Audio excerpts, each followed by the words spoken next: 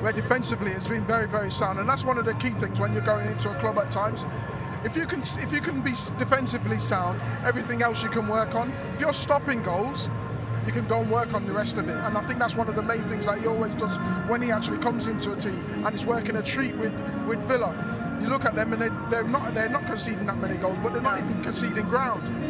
It's going to be very, very tough holding a high line against a Liverpool team that really love to exploit them spaces. Stan is just grinning to himself, by the way. Against Spurs at the moment, he cannot judge anyone, to be honest. But today will be a completely different. Emery is spot on.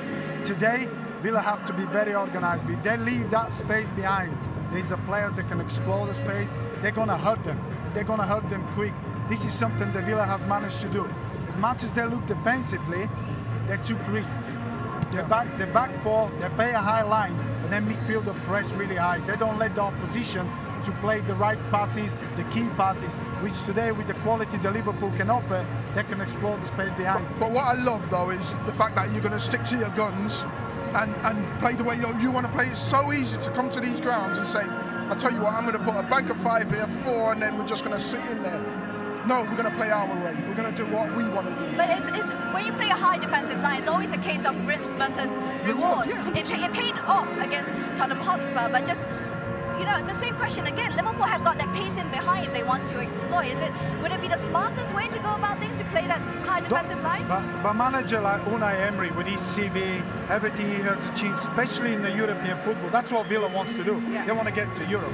They need a manager who takes risks, who demands from the players, and this is going to be the message. It's not just this season, but next season.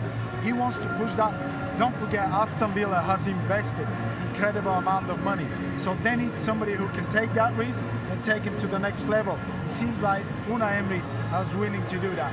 I mean, do you feel a little bit he was underappreciated at Arsenal? Maybe that's a way to put it, Emil. Yeah, I think so, and I think they didn't really respect his resume and respect him, to be honest with you. But now he's showing, with a bit of love, with a bit of backing, and a bit of time, he can show what he can actually do. Because you're looking at Villa pushing for Europe, and for where Villa have been to where they are now, it's night and day. Yeah.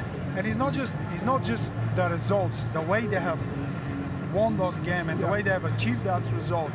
It's a style of play that is not just playing. Players are paying attention to it. You've seen individual. We've seen McGinn. We've seen Wally Watkins, who has been revolution since Unai Emery came. Seems like the fans buy into that style as well, which makes a big statement for a club that's Aston Villa.